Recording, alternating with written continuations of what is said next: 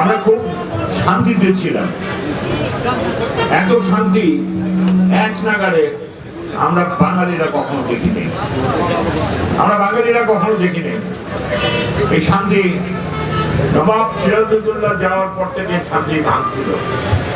200 বছর গোলামি করেছি, তারপর আবার পাকিস্তানিদের গোলামি করতে হয়েছে 24 বছর, তারপরে পেয়েছিলাম বঙ্গবন্ধুর ডাকে স্বাধীনতা।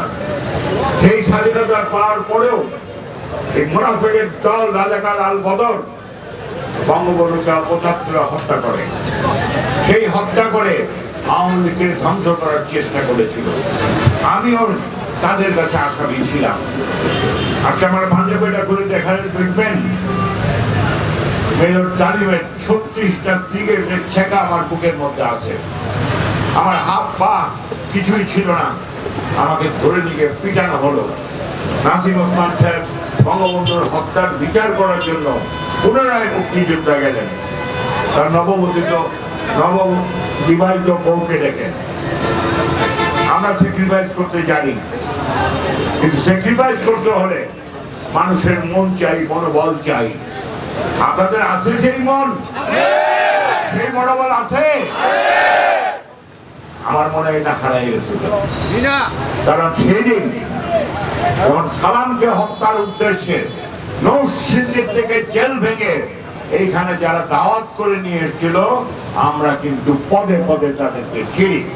কত বড় সাহস হলে আমার পুলিশের সামনে তারা তাণ্ডব চালাতে পারে, কত বড় সাহস হলে পুলিশের গাড়ি চালাই দিতে পারে। পুলিশের সংখ্যা কয়জন? আমরা তো সেদিন এতগুলি মানুষ আসি নাই।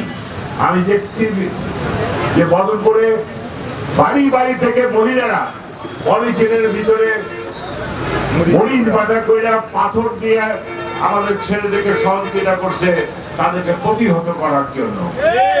আজকে যদি মহিলারা চুরি খুলে তারা যুদ্ধে নেমে যেতে পারে, বন্দরের মানুষ কি চুরি খুলবে? আর থেকে আমার উপরে রাগ করেন, মৃত্যুর আগ পর্যন্ত বঙ্গবন্ধুর আদর্শই থাকবে। দেশকে ভালোবাসতে শিখেন। আপনার কি মনে হয় এই মেট্রো রেলটা বানিয়েছিলেন জননেত্রী শেখ হাসিনা, বর্তমান প্রধানমন্ত্রী? এটা কি ওনার সম্পদ ছিল নাকি আমার আপনার সম্পত্তি? তাহলে ভেঙে ফেলেছে, আমি আপনি কাঁদছি, আমাদের চোখ দিয়ে পানি পড়েছে, ওনার চোখ দিয়ে পানি পড়ে কেমন করে? ওনাকে ওনার বাসস্থানে হামলা করার চিন্তা করা হয়েছিল। আজকে উনি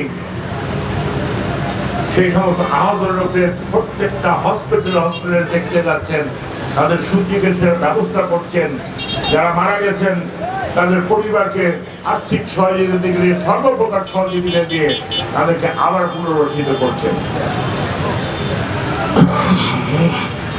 আমরা যারা মুক্তিযুদ্ধে আছি, আমরা বঙ্গবন্ধুর আদর্শ এবং জননেত্রী শেখ হাসিনা প্রাইম মিনিস্টার থাকলেও আছি, না থাকলেও আছি, ওনার সাথে আমরা 21 বছর ছিলাম দেখি আজকে কিন্তু আমরা এখানে বক্তব্য দিতে পারছি। 21টা বছর রাজাকার আল বদর 75-এর পরে আমাদের সম্পদটা দখল করে ফেলেছিল। আপনারা যদি আলসেমি করেন তাহলে কিন্তু মিটিং মিছিল করে কোনো লাভ হবে না, পত্রিকায় ছবি উঠবে। আমি বঙ্গবন্ধুর ভাষায় বলবো, যা কিছু আছে তাই নিয়ে প্রস্তুত থাকেন। মনে রাখবেন, লাঠির কাছে MA পাস নাই,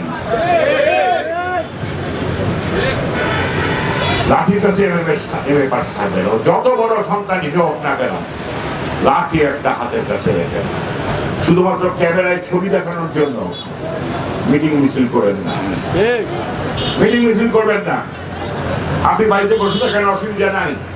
প্রতিহত যারা করতে পারবেন তারাই আসবেন, না হলে আসার দরকার নাই। প্রতিহত এইটা না, একজন বক্তব্যে বলে গেলেন 5টা চেয়ারম্যান, 5টা চেয়ারম্যান বুড়ি ভাই, এখন তো 4টা চেয়ারম্যান, এখনো 4টা চেয়ারম্যান। কি করবেন? এখন তো 4টা চেয়ারম্যান, একটা চেয়ারম্যান তো নির্বাচন বন্ধই হয়ে গেছে।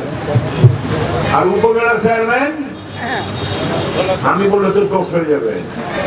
মেয়ে মানুষের মামলায় আজকে উনি সেনারি আসামি। আমার এলাকা কন্ট্রোল করবে কে?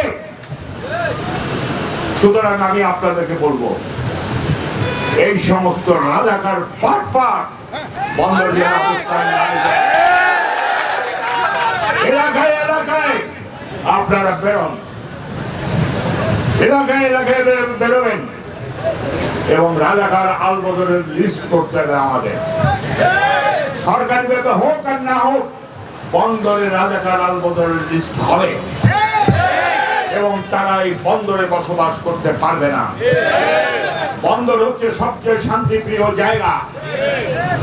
আজকে আমাদের লজ্জা করা উচিত, একজন মুক্তিযোদ্ধাকে রেখে আমরা কিছু টাকার জন্য, একটা হারামির টাকার জন্য মসজিদে মসজিদে টাকা, কোটি কোটি টাকা, টাকা আসলো কোথেকে? মসজিদে মসজিদে টাকা নিয়েছেন কিসের মুসলমান আপনারা? এই টাকাগুলি কিসের টাকা? এই টাকাগুলি হচ্ছে হারামের টাকা। এই এলাকায় ছেলে পেলে নষ্ট করার জন্য রাগ আনার টাকা। তাহলে টাকা কি মুড়ির মোয়া? আমরা নির্বাচন করি নাই? একটা উপজেলা নির্বাচন করতে গিয়ে 15-20 কোটি টাকা লাগে নাকি? পুঙ্খানু করে হিসাব বের করে দেওয়া হবে।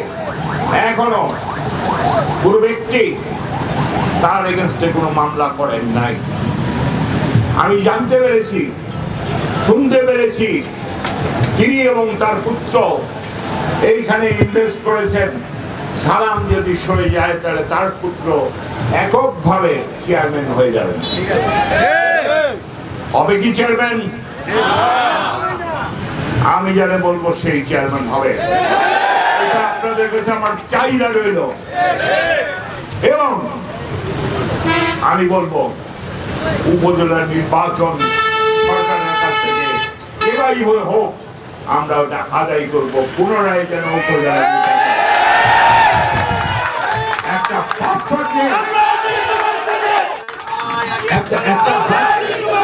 একটা ফাটফাট দিয়ে বন্দর চলবে। বন্দরের মানুষের অনেক স্বপ্ন আছে, যে স্বপ্ন মাননীয় প্রধানমন্ত্রী জননেত্রী শেখ হাসিনা আমাকে কথা দিয়েছেন। যেই স্বপ্নের একটা প্রমাণ আজকে নাসিম ওসমান ব্রিজ, যেই স্বপ্নের একটা প্রমাণ আজকে ফেরি, যেই স্বপ্নের একটা প্রমাণ আজকে কিন্তু বন্দরে কাঁচা রাস্তা নেই, অলমোস্ট সবগুলি পাকা রাস্তা। আজকে এখানে ব্যবসা বাণিজ্যের উন্নতি হচ্ছে। এইটা যদি আপনারা ধরে রাখতে চান, আমার হায়াত কয়দিন আমি জানি না, কিন্তু বঙ্গবন্ধুর আদর্শে যারা নাকি কাজ করতে পারবে তাদেরকে আপনারা আগিয়ে নিয়ে আসেন। এটার মধ্যে আমি কোনো ভুল বলছি না। আপনারা জানেন আমার চোখে পর্দা নাই, আমি কান কথা শুনি না, আর জিবলাটা হচ্ছে আমার ব্রেনের মতো ধার, ব্রেনের মতো ধার। চেয়ারম্যান ইলেকশন ইমিডিয়েটলি দেওয়ার ব্যবস্থা করতে হবে এবং চেয়ারম্যান হিসাবে এককভাবে আমি অনুরোধ করলাম